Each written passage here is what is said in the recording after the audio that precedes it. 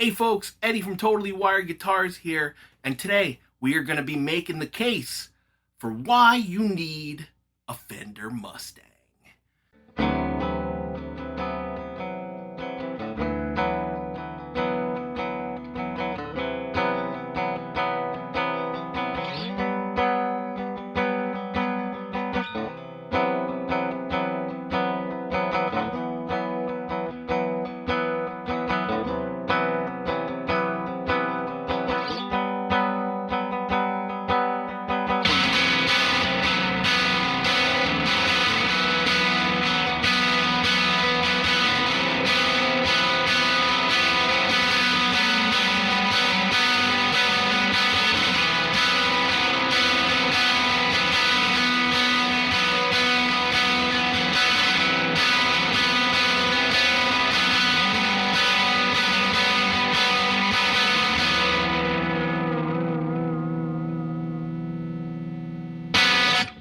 Now, Mustangs have long been one of my favorite guitars in the offset guitar roster.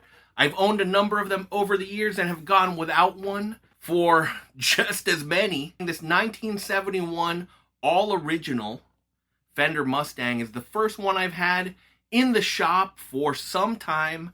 People mostly bring me their Jazzmasters and Jaguars, and it was nice to get almost a refresher course because it's been at least 4 or 5 years since someone's brought me a Mustang to work on. The Fender Mustang is a short scale guitar. That is one of the things that is most known for. It's got 22 frets on its 24-inch scale neck, same as the Fender Jaguar, and vintage and Japanese reissues, as well as the Vintera reissues, come with vintage size frets, a B width 1.65 inch nut width on modern examples, and 1 5/8 inch on the vintage ones.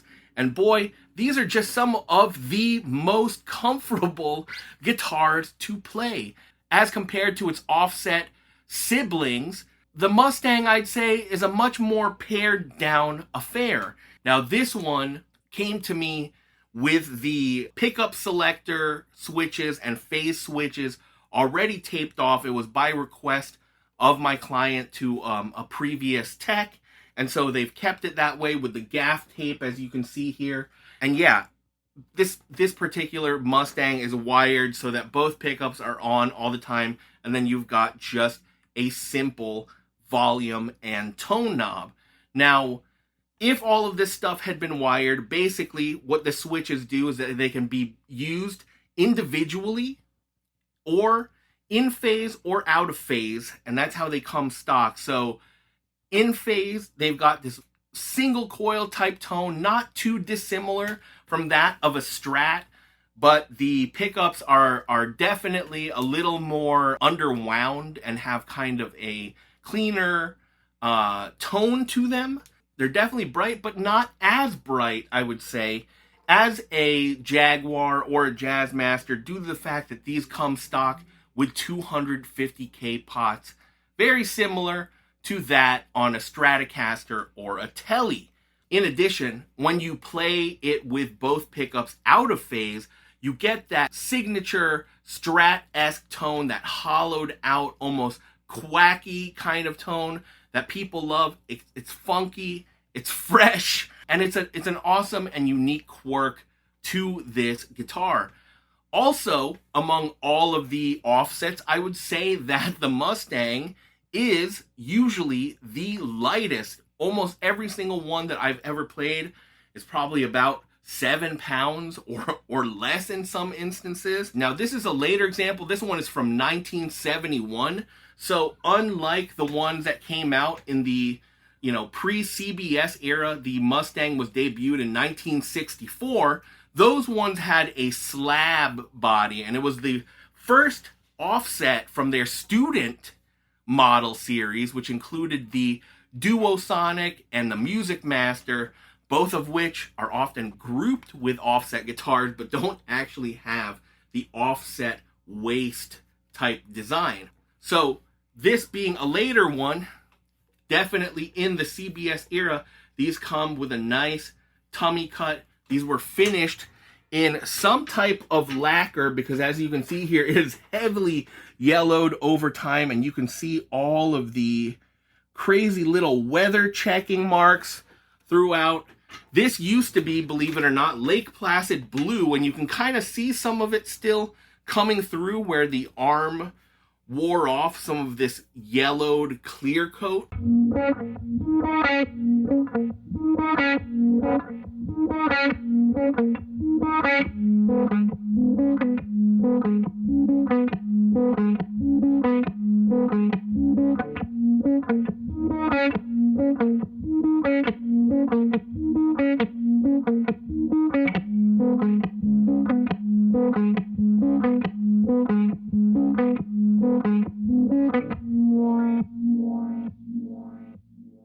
This guitar is also quirky, and some people love it or they hate it due to its very unique dynamic vibrato design. Now, even I myself am not the hugest fan of this tremolo system or this vibrato system, and that is because it's just not as much of a joy to play in my personal experience as compared to the Jazzmaster Jaguar Tremolo. But that said, if you know how to dial it in and you know how to set it up, it is a very viable and usable tremolo.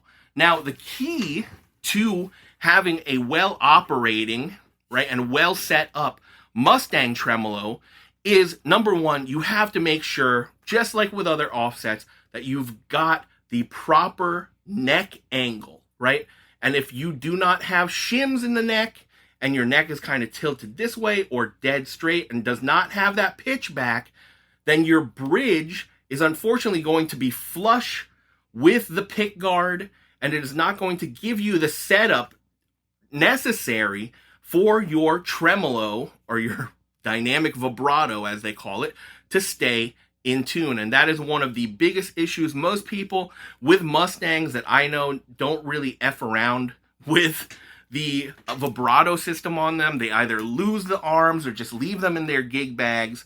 Another quirk of it is that the fact that the arms stay in using a set screw. It introduces friction, and it's not the smoothest affair when it comes to all of Fender's different vibrato systems.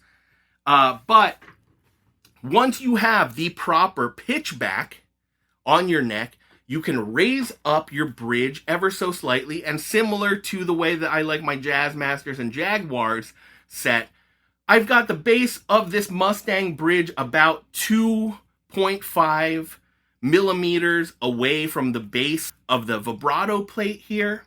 And then also very key is that you've got the appropriate string tension. Now, if you remove this vibrato unit, there are two springs that are connected to the legs or the posts of this cigar, as a lot of people like to call it. I used to call it the hot dog.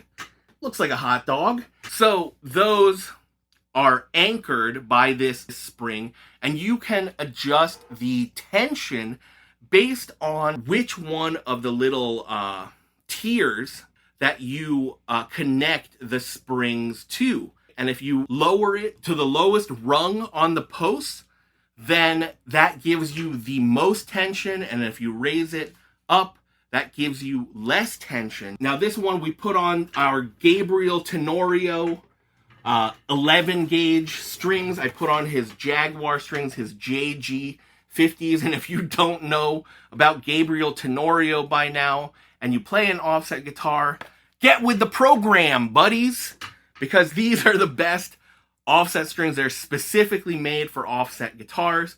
He's got both short scale, like this JG50 set, as well as the JM set for Jazzmasters, and they have extra long winds and reinforced at the ball end.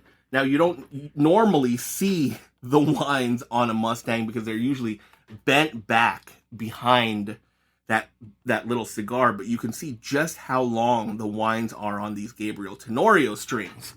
Now, continuing forward, you want to make sure that you have appropriate tension as well as appropriate height, and you can adjust the height of the cigar using an Allen key inside of these two little holes. And you want that to be basically as perpendicular or as straight up as possible, because if it's leaning back or it's leaning forward, usually it's leaning backwards because it's either got too much tension going on, it's sitting a little too low, and you are going to have nightmares when it comes to tuning stability, especially if you are using the tremolo arm for this. Now, for my client here, she usually just palms it, and that's another way and another awesome feature that a lot of Mustang players like to do, is like they like to actually just rock this cigar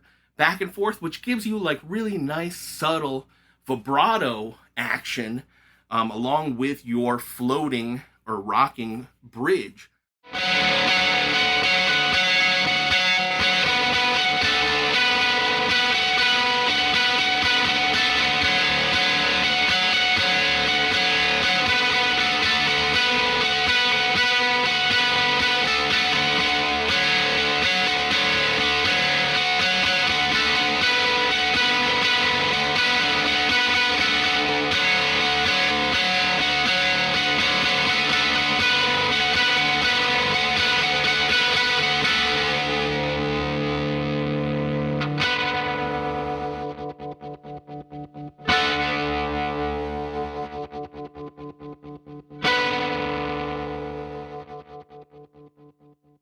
Now, there have been many iterations of this guitar over the years.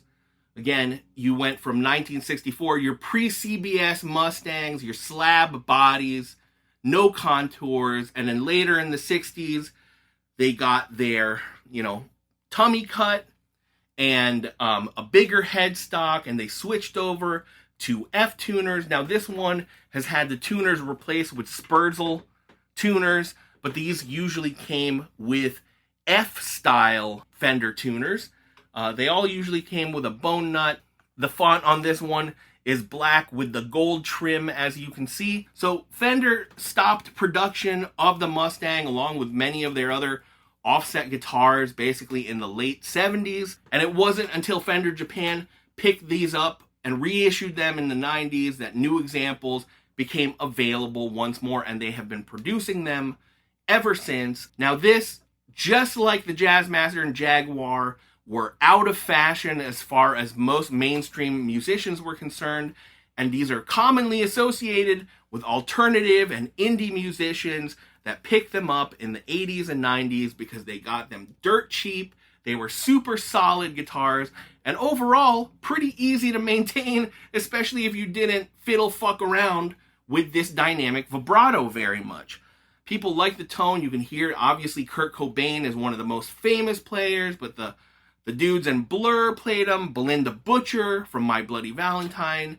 I mean, we could go on and on about all of the famous players who have rocked the Mustang over the years. And I do not think that, if you already own a Jaguar, that you're going to feel that this is redundant in your stable, because it just got different. It's got different features. It's got different tones, different quirks. The way that the vibrato operates is very, very different. And it is just a joy to play. I love rocking it.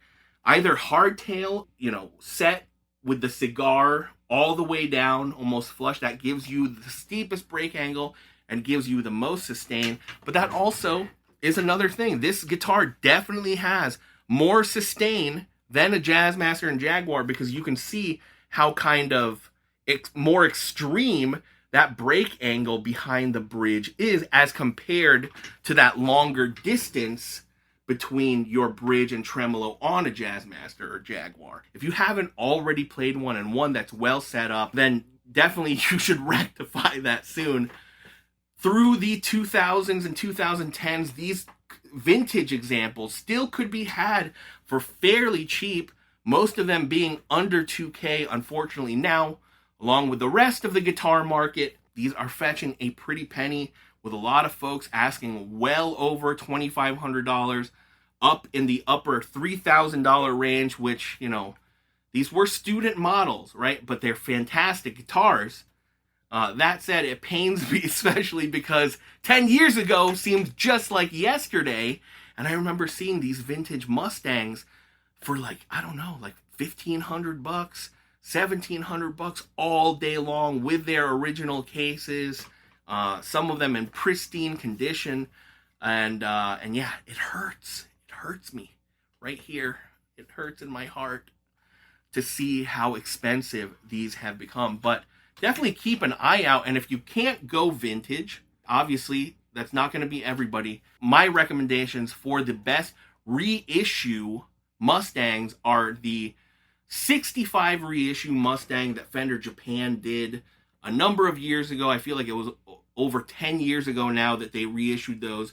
Those one came in Daphne blue and white, and I believe Dakota red. They came with premium Mustang reissue pickups with the cloth leads.